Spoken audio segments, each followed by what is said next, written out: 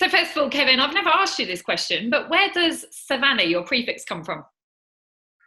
I don't know. I think it's when I had dogs. I had a little bit of pups with Kim Taylor, and she said to me, "Oh, why don't you think of a prefix, Kevin?" I don't know what it just. I was just coming up with all these silly names in my head, and also I went Hannah. So 'cause my daughter's called Hannah, and I thought Savannah. I thought that'd do. So I rang Kim. I said, "Yeah, I know Savannah," and that's how we called everything Savannah. Till then, so yeah, it's not a bad prefix. It's good. It must now be the most used prefix in the country, I'd imagine. How many Savannahs are around at the moment? Well, I was thinking 150. I think. Yeah, I don't know. I couldn't tell you. I could tell you all the names probably, but I wouldn't tell you the exact number how many it is. And where do you So get your dogs from? Do you breed any yourself at the moment, or do you buy them all in from I've Ireland? got some. I'm going to start breeding with some of the bitches. I've got a few pups now in Ireland out Savannah Puma. So we're going to be breeding more with her and Savannah Diane and quite a few Maroos we're going to breed from. But normally I buy a lot of mine from the sales in Thills. I think it's a fantastic sale there. You get a lot of young pups, 15, 16 months old, and they've always done me well there. I mean, even like Savannah Jessica, who I think she won 13, 14 times at Romford last year. She cost me €700. What a little bargain she was. Yeah. And she loved it around Romford. So you can get good value for money from these sales. What do you look to buy? Are you looking for a Derby class dog, or are you looking for graders? Yeah, well, a bit of a mixture, really. I mean, sometimes you can buy. Look, you're always looking for Derby class dogs, and just before lockdown, I bought a few nice types with Diane Henry. We haven't seen them on the track yet because I bought them in the COVID-19 come. So obviously, you're always looking for them Derby dogs and the big nights. Look, I think last year I won over 100 opens, my dogs, but it's always nice to win them big opens. And before Savannah, when they won me the Cap One, I think I've been in like 10 finals and been second 5 times. So, you always, as an owner, you always want to win the biggest prize. And obviously, the Derby being the biggest prize, of course, we'll win that. So it'd be nice to stage it and be nice to win it at the same time. I think it's fair to say, Kevin, that you enjoy a gamble. I don't think there's any secret about that. Obviously, Oh, this interview is just off the back of the COVID-19 situation, so you're missing it a bit at the moment, aren't you? yeah, I felt I had a bet for free. Well, we've been back at Henlow racing for last week now. But I had a bet for 3 months. But yeah, I'll have to start studying for. But I used to love going to Romford on a Friday night and bet with we call him the fishmonger, bless him.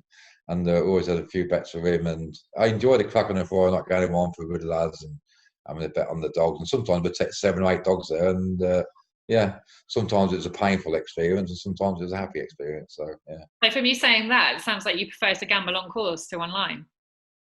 I never bet online. I never bet. I don't think I've ever bet. I've never bet. Obviously, I don't bet at Henlow online anyway. I never do ever bet at Henlow. We bet with one of the local bookmakers at Henlow.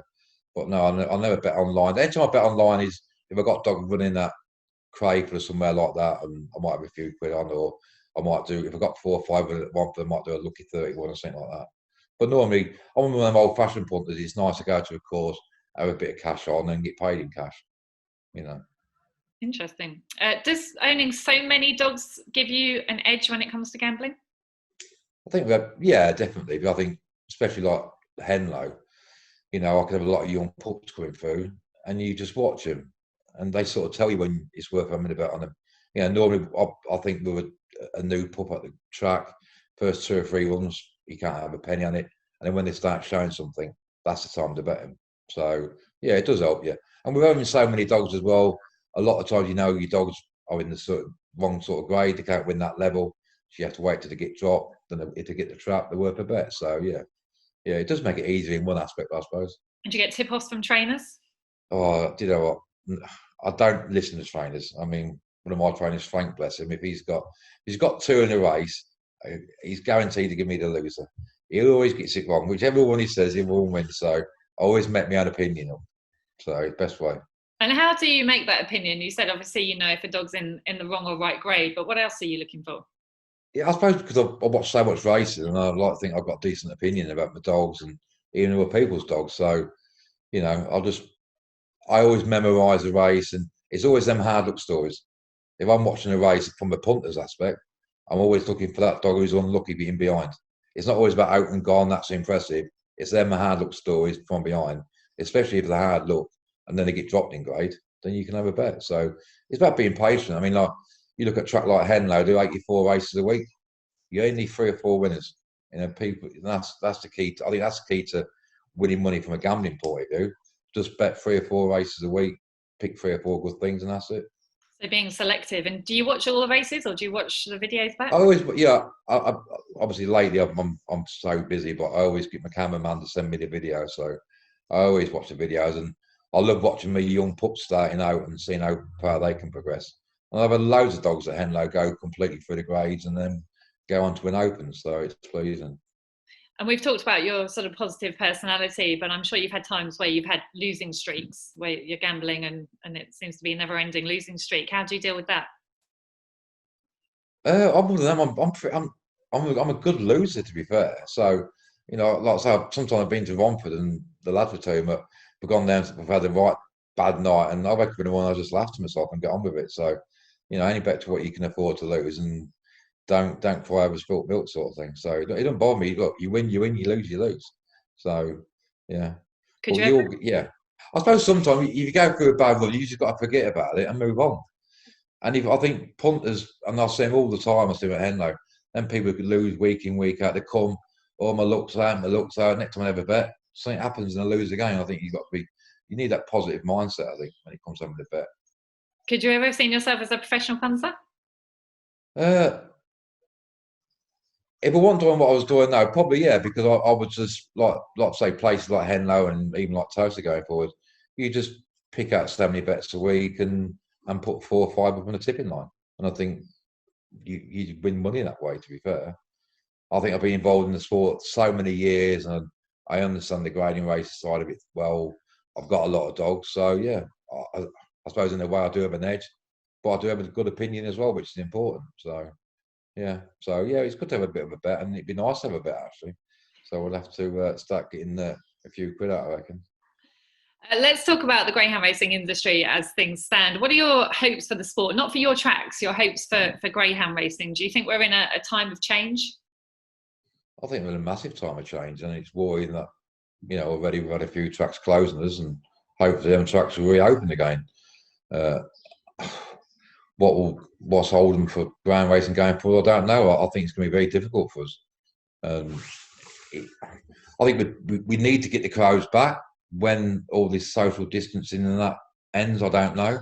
So I think it's challenging times for the sport. But I'm sure if we do things the right way, and we can come out the other side, and things can be good for us. But it's definitely the next 6 months is going to be so challenging for every track in the country and the sport in general. If you could swap jobs for a day and you were Mark Bird for one day, what would you change? Well, there's a lot of things I'd change, to be fair. You I can don't think I could. Hey? list them all. Well, it's look, I think Matt's coming in. He's had a tough time of it, and obviously the COVID-19. But to be fair to Matt, he's definitely approachable, and he helped me now end with the Towcester application, and it's difficult for him. And I look at my things from a track's perspective, where Matt's got to look at everything from everything all in sort of thing. So I think Matt's done a great job. But obviously, I look at things differently because I'm in the sport. I own dogs. I'm involved with trainers and this, that, and the other. So I live and breathe the sport, and so I think my mindset would be differently to a lot of people's.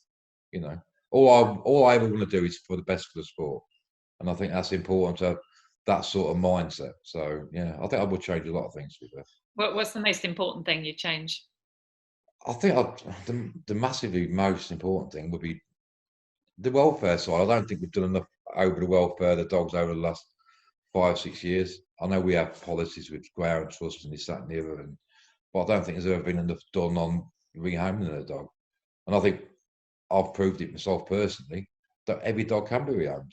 And then we've always thrown out statistics saying that X amount of dogs are rehomed, this, that, and the other. Well, all dogs should be rehomed. I think even dogs who are very nervous, they still can be found home for somebody living on a home, this, that, and the other. So, yeah, definitely the welfare side of things I'd have probably done differently. But that's easy for me to say. I'm not in that job. But, yeah, just my opinion. I definitely thought more money would be a good thing. But listen, on that note of the welfare, just flip your camera around quickly and show us your retired dogs laying there. Let's have a look. There's Dancer and there's King. That's what you call chilling out, Julie. They are. You've actually Bertie. He's in the office. He's fast asleep, Bertie. So yeah, he's bored of our interview, and then yeah. there's Lola too asleep. Hello, bless her. Oh, she's typing as well, so you can't see her. Listen, thank you so much for your time, Kevin. It's been great to talk to you. Excellent. And good luck, continued success for the future. Oh, and Julie, many thanks.